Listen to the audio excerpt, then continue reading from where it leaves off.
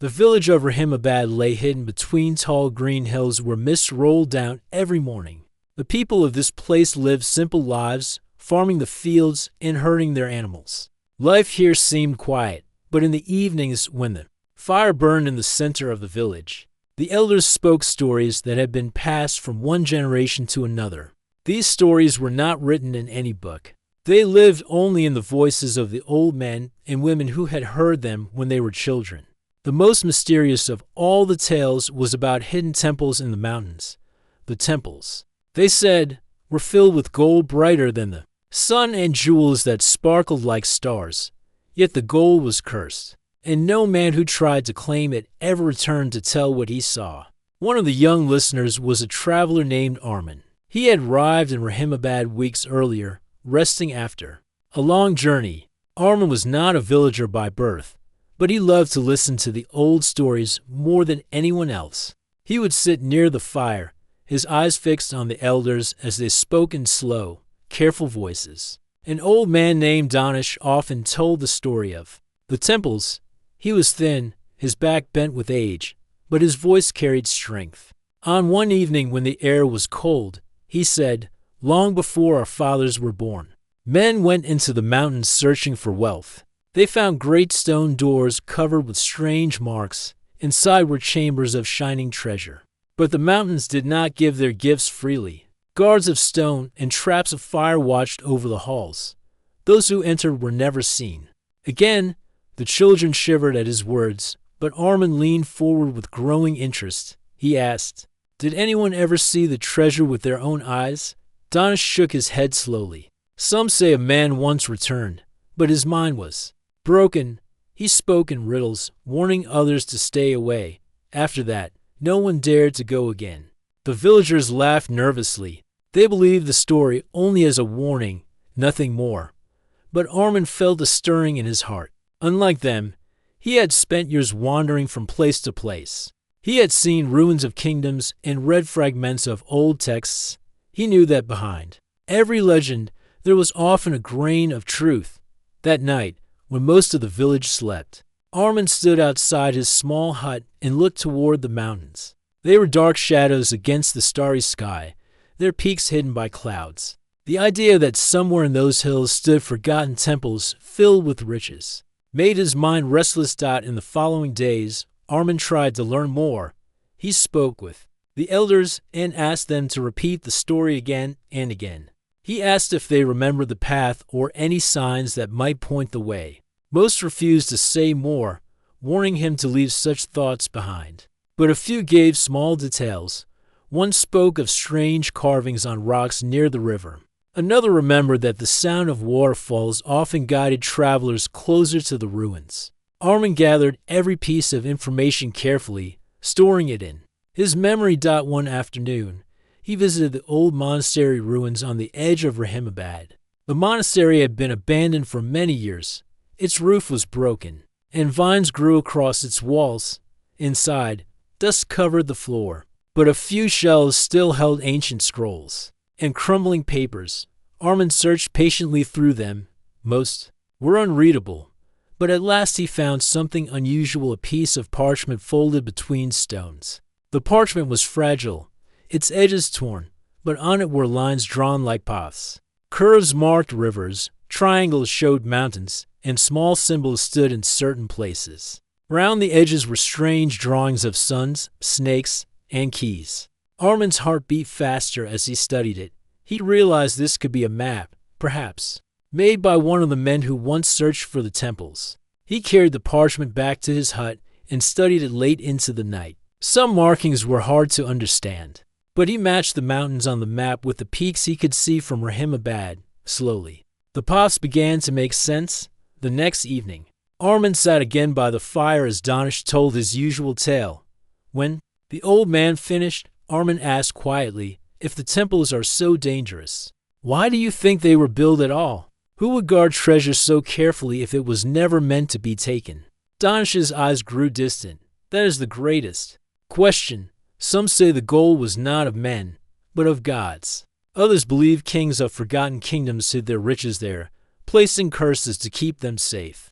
But no one knows the truth Only the mountains remember. The villagers went to sleep. But Armin lay awake long after, staring at the map by candlelight. For him, the temples were no longer just a tale. They were a mystery calling to him. He thought of the old ruins he had explored in distant lands, of the strange writings he had seen carved in stone, and of the voices of history that seemed to whisper to those who listened. The decision grew inside him like a flame. He could not ignore the chance. He must follow the path, find the temples, and uncover the truth behind the legend. The mountains waited, silent and dark, as if watching him. And in that silence, Armin felt both fear and excitement. Armin woke before sunrise the next day. The parchment lay rolled beside him, its faint lines still glowing in his mind. He washed his face in the cold stream outside his hut and watched the first light fall over the hills.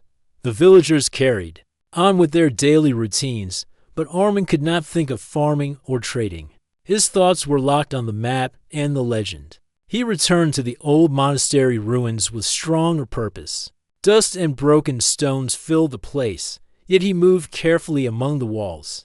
He searched the shelves again, hoping to find more. After hours of lifting rotten wood and clearing away dirt, his hands uncovered a stone box hidden under loose tiles.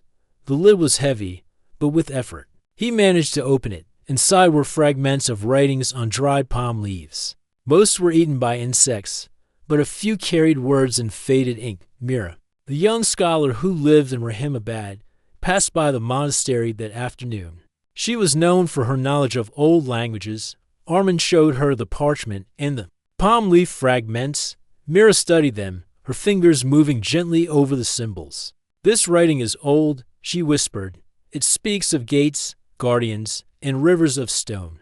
Whoever wrote this knew the temples well." Armin's eyes lit with hope. "Can you read more of it?" She nodded slowly. "Not all, but enough. The drawings are directions. The temples lie beyond the second waterfall, in a cave that hides behind its curtain. The writing warns of doors that open only to those who understand the signs." Her voice carried both wonder and fear. She knew the old legends too, and she had heard the warnings all her life. But unlike the other villagers, she was drawn to the mystery. Armin asked carefully, "Will you join me if I search for it?" Mira looked uncertain. "The elders say these places are cursed, but if the map is real, then it is a piece of history, too. Perhaps it was not only gold inside, but records, carvings, knowledge of forgotten times." She agreed, though with hesitation. Together they began to plan out. Armin knew they would need more than curiosity. The path through the mountains was dangerous. They would require food, ropes, tools, and someone skilled in traveling rough terrain. He thought of Navid, a guide who had spent years hunting in the forests and climbing the cliffs. Navid was brave, but he was also quick to seek profit. Convincing him would not be difficult. Yet Armin worried whether greed would cloud his judgment. That evening, Armin found Navid repairing nets near the river. He showed him the parchment, pointing at the paths and symbols. Navid studied it for a long moment, then laughed. So the old fireside story was true. Gold hidden in the mountains. "And you mean to find it?" Armin replied calmly. "Not only gold, knowledge too.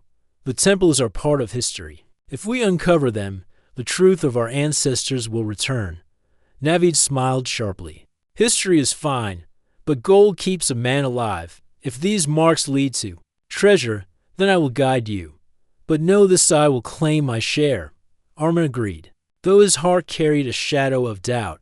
He needed Navid's skill to survive the mountains, but he could already sense how different their reasons were. The next day, the three met in secret. They laid the parchment on a flat stone and studied every line.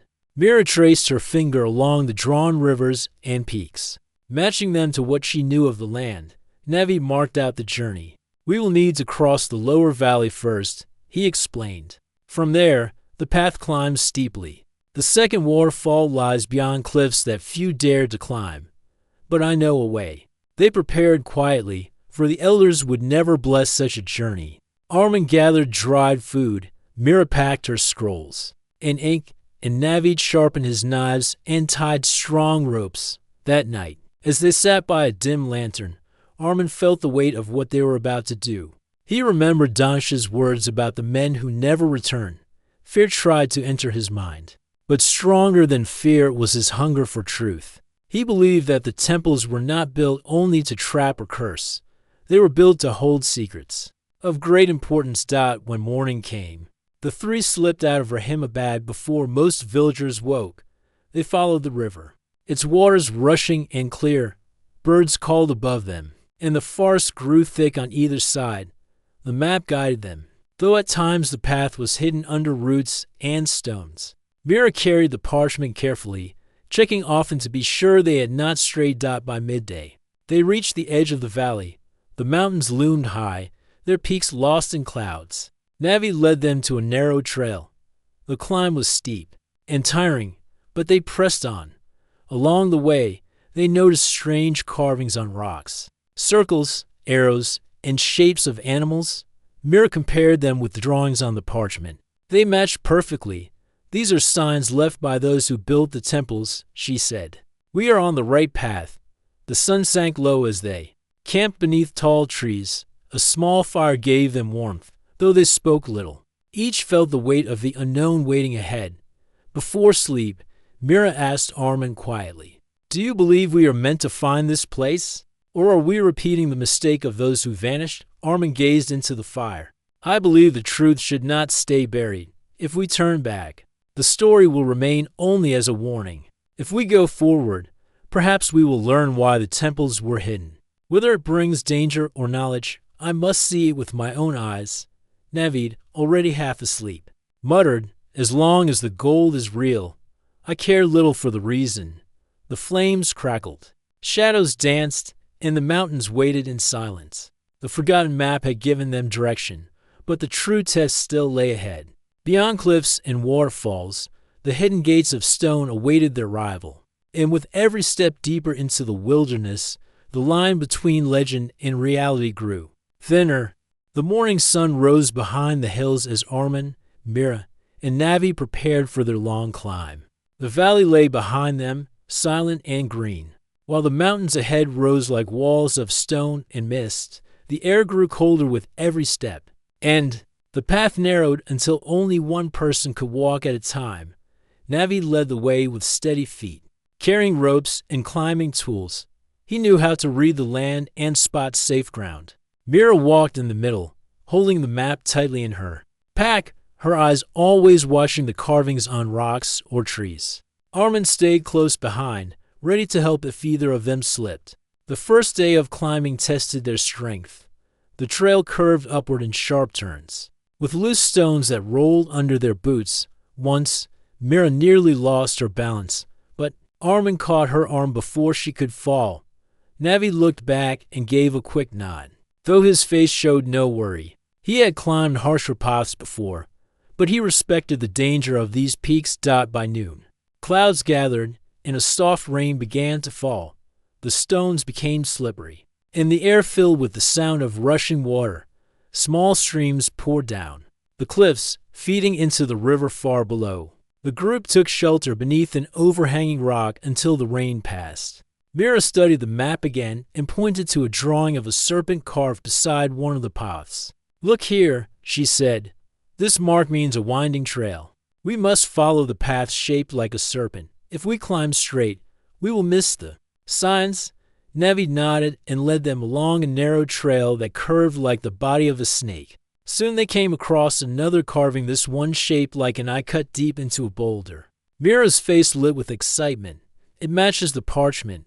We are still on the right way." The rain cleared, and the air smelled fresh, though the climb grew harder. They pulled themselves up steep ledges using ropes, their hands scraped. And tired, when the sun began to sink, they stopped in a small hollow between cliffs. They built a small fire with dry branches and shared bread and dried meat. As night covered the mountains, the sound of wolves echoed in the distance.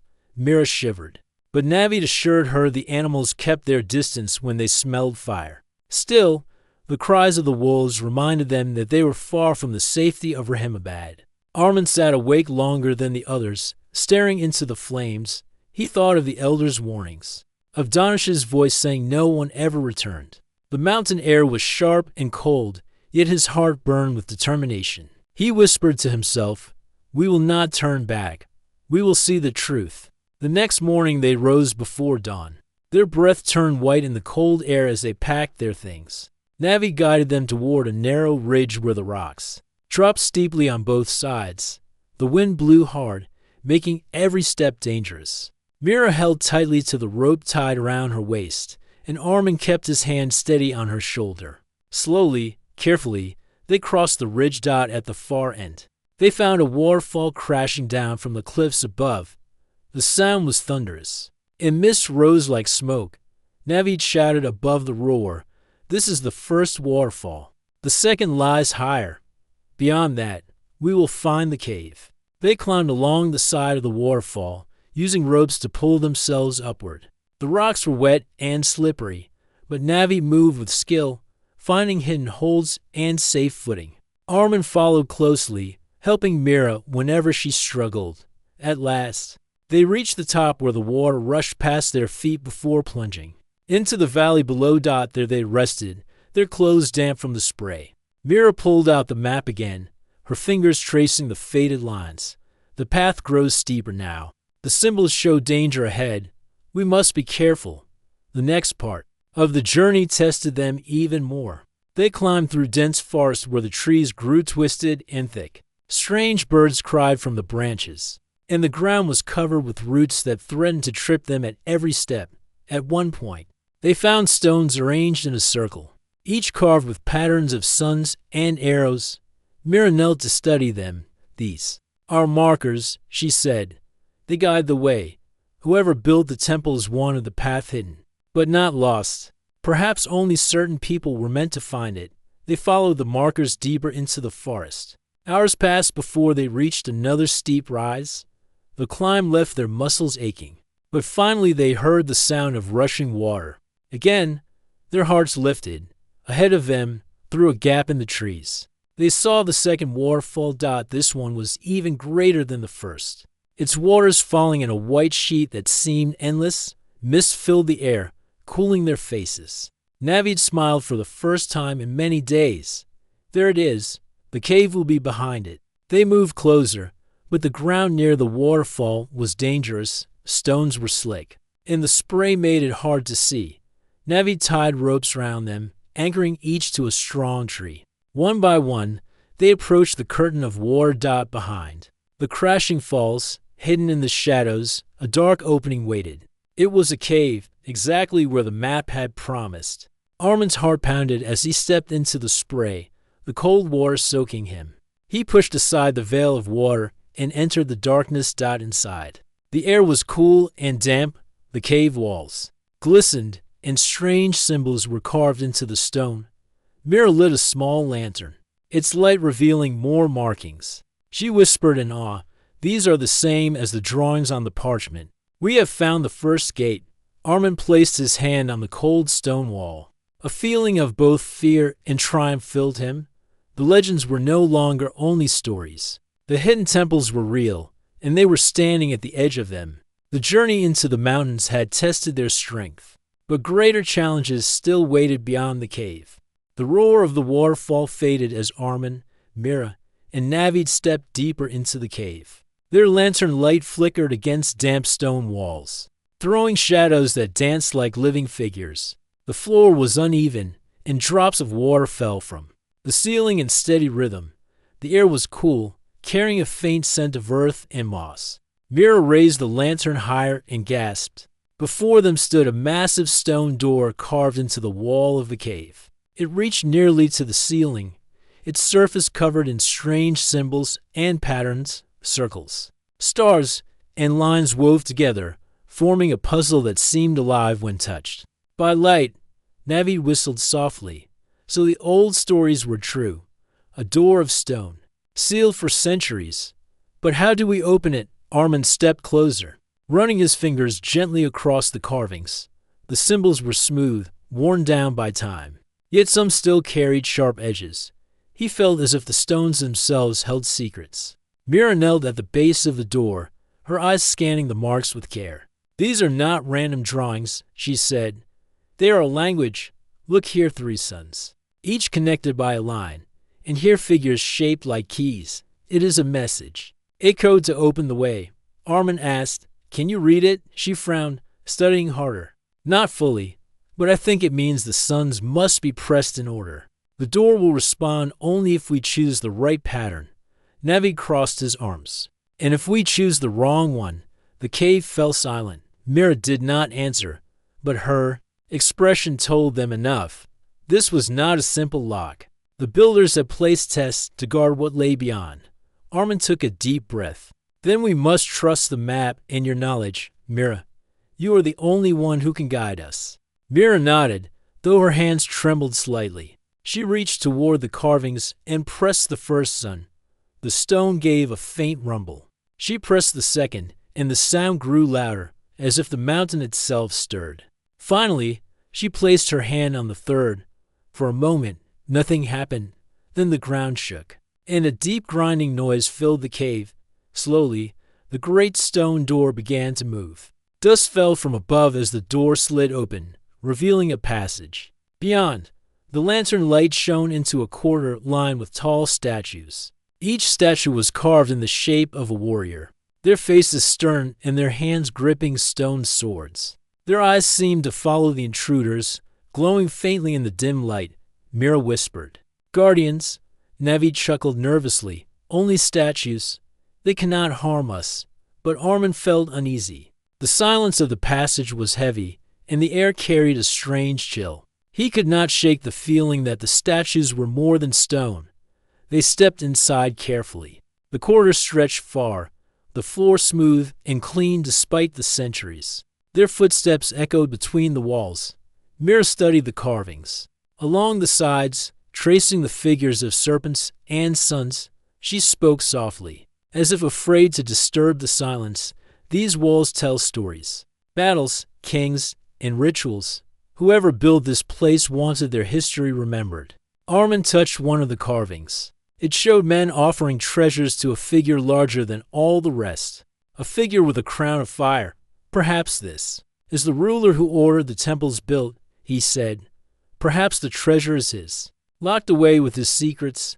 Navid shook his head. "Whatever the reason, gold does not lose its shine. If it lies ahead, it belongs to whoever dares to claim it." They continued until the passage widened into a chamber. Here, more statues stood, arranged in a circle. In the center was a pedestal with a stone bowl resting on top.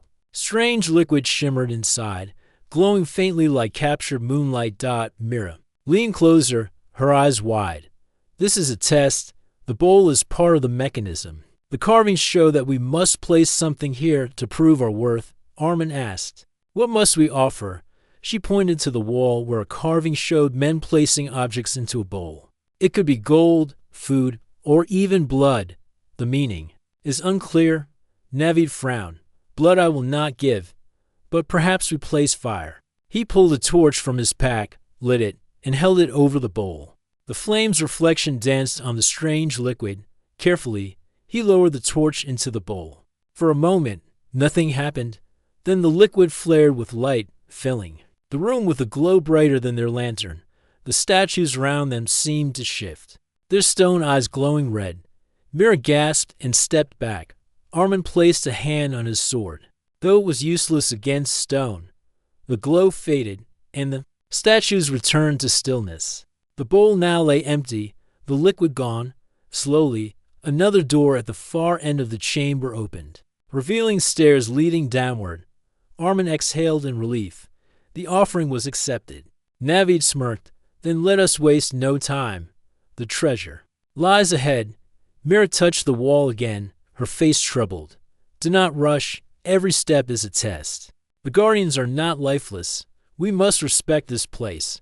They descended the stairs, the air growing colder. At the bottom, another passage awaited, longer and darker than before. The lantern barely pierced the shadows. Strange whispers seemed to echo faintly. Though none of them spoke, Armin tightened his grip on the lantern. "We are deeper than anyone has gone in centuries. Whatever waits ahead, we must face it together." The first gate had opened, but it was clear that the true dangers of the temple had only just begun. The stairs carried Armin, Mira, and Navi deeper into the earth. The sound of the waterfall above faded until only silence filled the air. Their lantern flickered against the walls, revealing carvings of serpents and suns that twisted along the stone. The deeper they went, the heavier the air became, as if the mountain itself pressed down upon them. At the bottom of the stairs, they entered a long passage. The floor was smooth, but strange grooves ran across it like scars. Mira raised the lantern and studied the markings. Her face grew pale.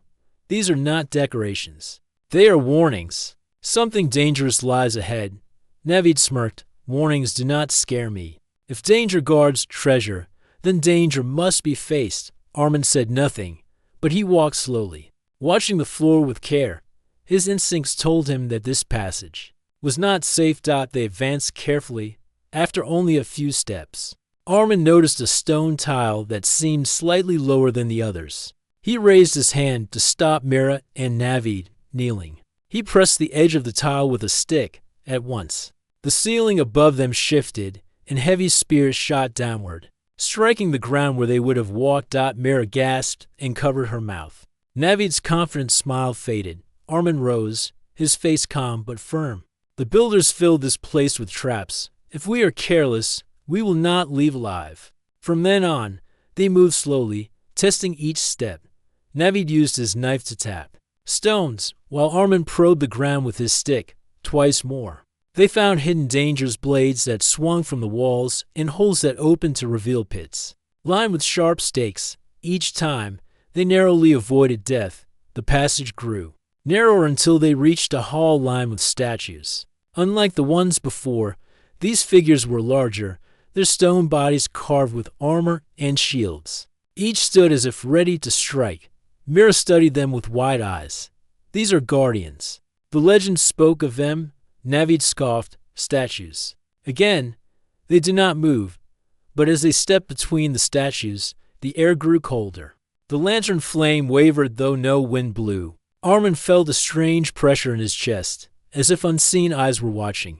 He whispered, "Do not speak too loudly. This place is alive." They reached the end of the hall, where another great door stood. Unlike the first, this one bore no symbols. Instead, it was plain stone with a single carving in the center. A hand. Mira placed her palm against it. At once, the statues around them shuddered, their stone limbs grinding as if waking from long sleep. Navi cursed under his breath, drawing his knife though it was useless against stone. One of the statues stepped forward, its stone sword raised. Its eyes glowed faint red as it moved with heavy steps. Armin pulled Mira aside just in time as the guardian's sword struck the ground, cracking stone where they had stood. Dust filled the air. The other statues began to stir, their stone feet dragging as they turned toward the intruders. The legends were true. Mira whispered, "They live." Armin's mind raced. Fighting them with blades would be hopeless. These guardians were built of solid stone. They needed another way. He remembered the bowl of light they had passed earlier. That test had required an offering. Perhaps the guardians could be satisfied by a trial. "Mira," he shouted, "look for symbols. There must be something to stop them." She raised the lantern, scanning the walls quickly even as the guardians closed in.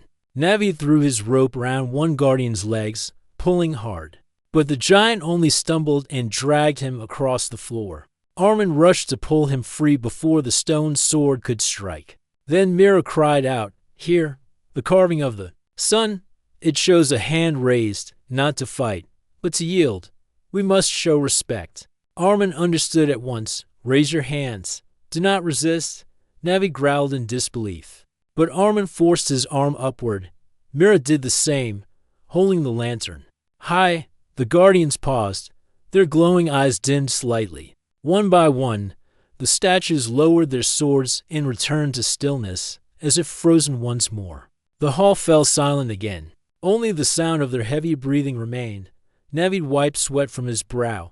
"I nearly lost my life, and you tell me to raise my hands like a child at prayer." Armin replied firmly, "It saved us. This place was not built only to test strength. It demands respect." Mira touched the plain stone door again. This time, When her palm rested on the carving of the hand, the door rumbled open. Beyond it lay a vast chamber. The three entered cautiously, their lantern light spreading across the room. Gold glimmered faintly from piles along the walls, coins, cups, and crowns. But the sight was only part of the wonder. At the far end of the chamber stood a figure larger than any statue before. It was a guardian, twice the size of a man, carved with armor and a massive shield. Unlike the others, it was not still. Its eyes glowed like fire, and its chest rose as if it breathed. Mira whispered, "The true guardian."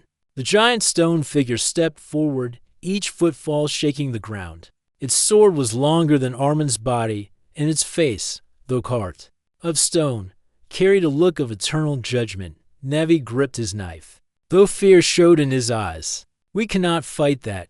Armin held Mira's arm and pulled her back. "No, fighting is death. We must think. Every challenge so far had meaning. This one must have meaning too." The guardian raised its sword, and the air filled with a deep hum. Mira pointed quickly to the carvings on the walls. "Look!" They showed men kneeling before the great figure, offering not gold but knowledge scrolls. Writing, wisdom. This guardian does not guard treasure. It guards truth. Armin understood. He reached into Mira's pack and pulled one of her scrolls, the old fragment they had found in the monastery. He walked forward slowly, his hands lifted high. The guardian's eyes glowed brighter, but it did not strike. Armin placed the scroll at the giant's feet and bowed his head. For a long moment, nothing moved. Then the guardian lowered its sword, the fire in its eyes fading. With a deep rumble, it stepped aside, revealing another passage beyond. Mira's voice trembled with awe. "The path is open." Navi looked at the piles of gold around the chamber, his eyes burning with desire. "We should take something, just one piece. No one will know." Armin shook his head firmly. "Not yet. The tests are not finished. To take now is to invite death." Mira agreed. "The temple is alive. It watches us. If we betray its rules, it will not forgive." Navi muttered but followed as Armin and Mira moved toward the open passage. Behind them, the great guardian returned to stillness, its stone eyes closed. They had survived the traps and faced the living guardian. But the path ahead promised even greater mysteries. The chamber of gold lay near, and with it, the greatest choice of their journey. The passage beyond the great guardian stretched long and silent. The walls were smoother here, the stone polished as if touched by careful hands. Faint golden lines ran along the carvings, guiding their steps like stars in the dark. Armin, Mira, and Navi walked slowly, their lantern casting trembling light across the stone. None of them spoke, for each knew they were now closer than ever to the secret that had drawn them into this hidden world. At last, the passage widened into a vast chamber. The three stopped in awe, their eyes widening at the sight before them. Gold was everywhere. It was not scattered in piles as they had seen before, but arranged with care. Tall shelves of stone held cups, crowns, and ornaments shaped like animals. Long tables stretched across the hall, each covered with gold plates and bowls. The walls themselves glittered with golden symbols carved deep into the rock. The chamber looked less like a treasure vault and more like a temple made entirely of light. Mira's breath caught. This is more than wealth. This is devotion. They worshipped gold as the body of the sun. Navid's eyes burned with greed. He stepped forward, reaching out toward a crown shaped like a serpent. But Armin grabbed his arm firmly. "Not yet. We must understand before we touch anything. Every test has taught us patience." Navi pulled his arm free, anger flashing across his face. "We came for this. Look around you, Armin. A single piece of this treasure could buy an empire. Do you wish to leave with nothing?" Armin met his eyes calmly. "If we take wrongly, we may leave with nothing but death." Mira stepped between them, her voice steady. "Armin is right. Look at the carvings on the walls. They tell a story." They moved closer, raising the lantern to study the golden symbols. The carvings showed a sun shining above men who carried offerings to a temple. Then the images darkened, showing greedy men who took without offering. In the final image, those men lay buried beneath stone while the sun turned its face away. Armin nodded slowly. The message is clear. This chamber does not only guard treasure. It tests the heart. If we act with greed, we are destroyed. If we act with respect, the way may open further. Mira placed her hand against the wall. This was not made for kings. It was made to protect knowledge and to remind that power without wisdom is ruin. Navid clenched his fists. His desire for gold was strong, but even he could not ignore the weight of the message. Still, his voice shook as he asked, "Then what do we do now?" "Stand here and admire the gold until the mountain swallows us." Armin looked around the chamber. Carefully, he noticed that at the center of the hall stood a raised platform. Upon it rested not piles of gold, but a single chest, plain and unmarked. Unlike the glittering objects around them, it looked simple, carved from dark stone with a golden lock. "There," Armin said, "the true heart of the chamber." They walked toward it, their footsteps echoing through the silence. As they reached the platform, Mira studied the chest closely. This is different. It is not made to tempt the eyes. Whatever lies inside is the secret the temple protects. Navid's hands trembled with hunger to open it, then open it, and this waiting. But Mira shook her head. "Look again. There is an inscription." She pointed to small golden letters carved into the platform. Together they read, "Only the worthy may open. The hand that reaches for wealth will be turned to stone. The hand that offers truth will be given the light." Silence followed. Navid swallowed hard, his eyes darting between the chest and his companions. What does it mean? How can a hand offer truth? Armin thought for a long moment. Then he spoke. "It means the chest will not open to greed. It will open to sacrifice, to honesty. We must place something inside before it reveals its secret." Mira nodded. "Yes, a gift of truth, not of gold. Something that shows who we are." Navid frowned. "And what do we have that can please a temple older than time?" Armin reached into his pouch and pulled out a small object wrapped in cloth. He unrolled it to reveal a simple wooden carving, worn smooth by years of touch. It was the last gift his father had given him before his death, a symbol of guidance. "This is my truth. I came seeking treasure, but what I truly carry is memory and respect. If I must give this to prove my heart, I will." Mira smiled softly. Touched by his words, she then opened her pack and took out her book of notes.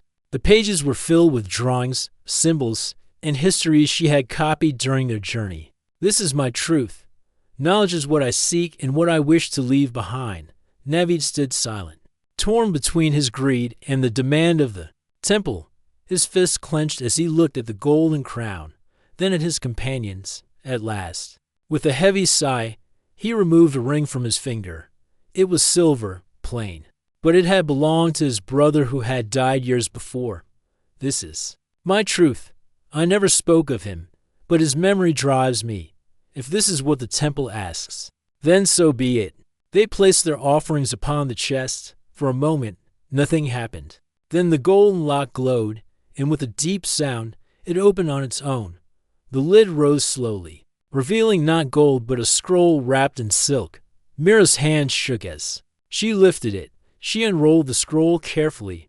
Inside were writings in an ancient script, but as her eyes moved across them, she gasped. "It is a map to lands beyond, with markings of rivers, stars, and hidden cities. This is knowledge lost to all kingdoms." Armin's eyes widened. "This is the treasure the temple guards, not gold, but wisdom.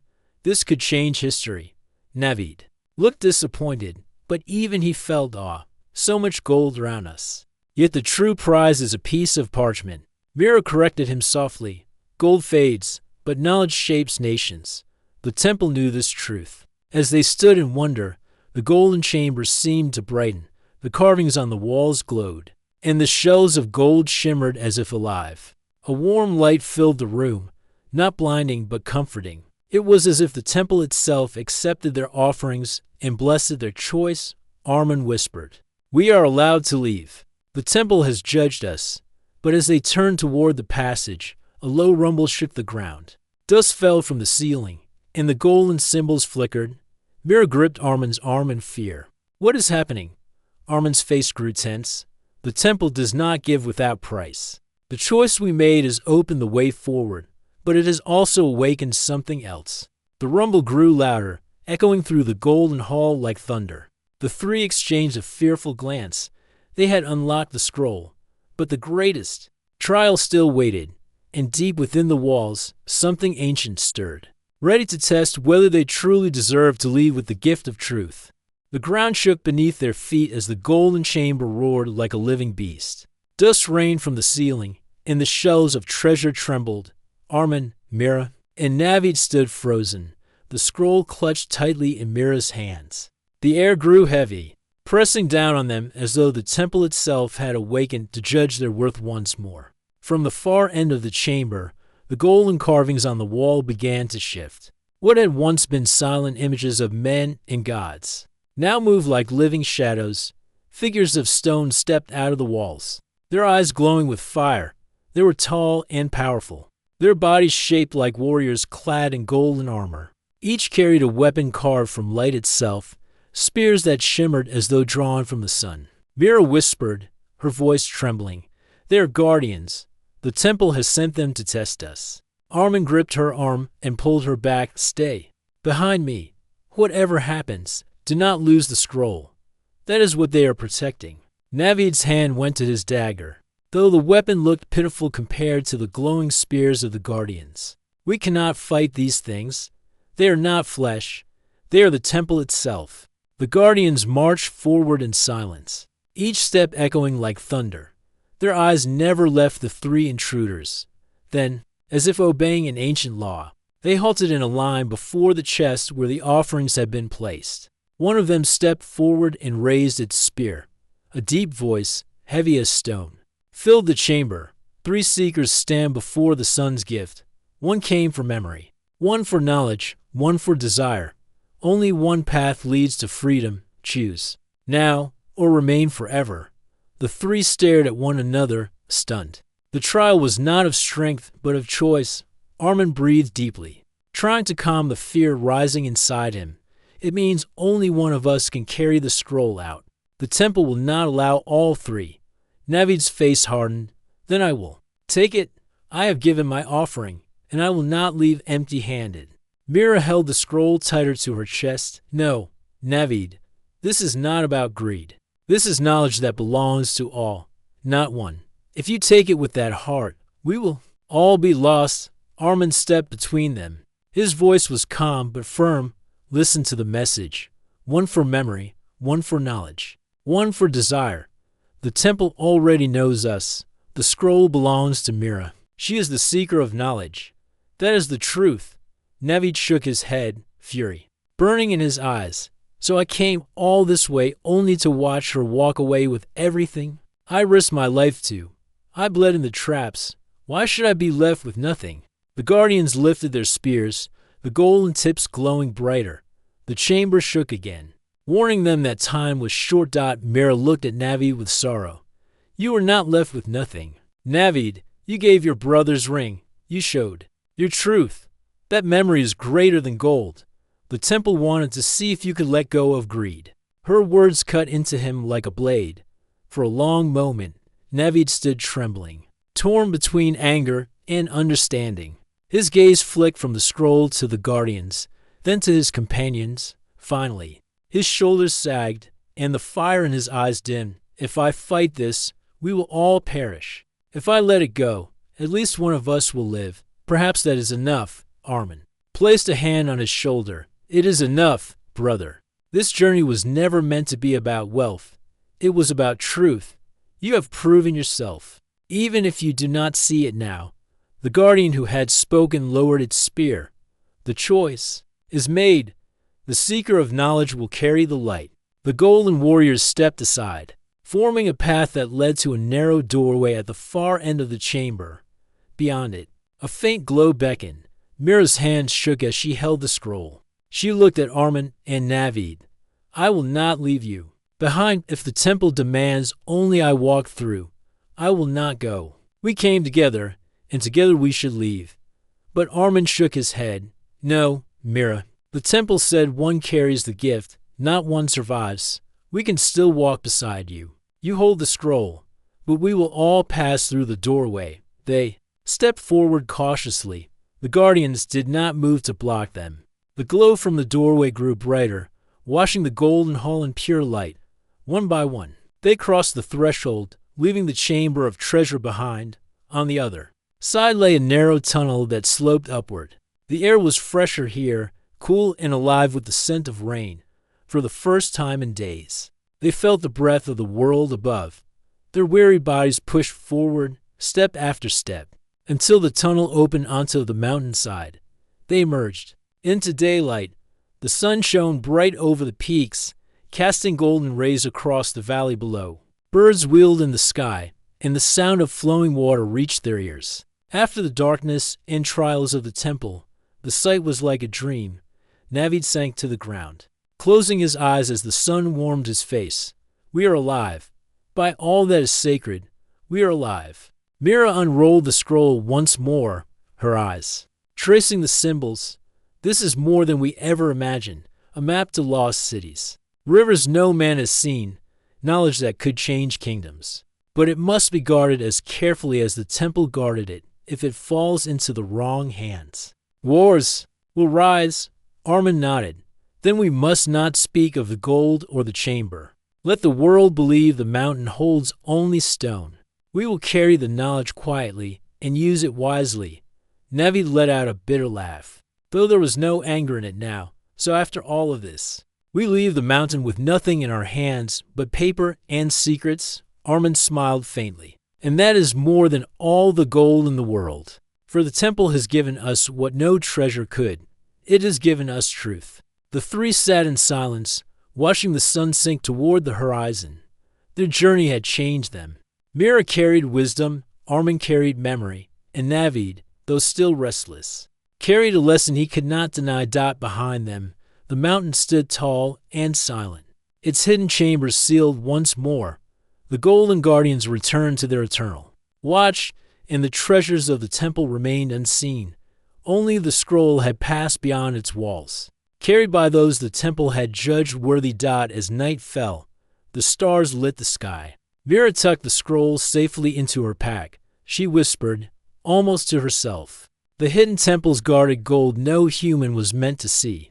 But perhaps the real treasure was never gold at all. Perhaps it was the journey that led us here.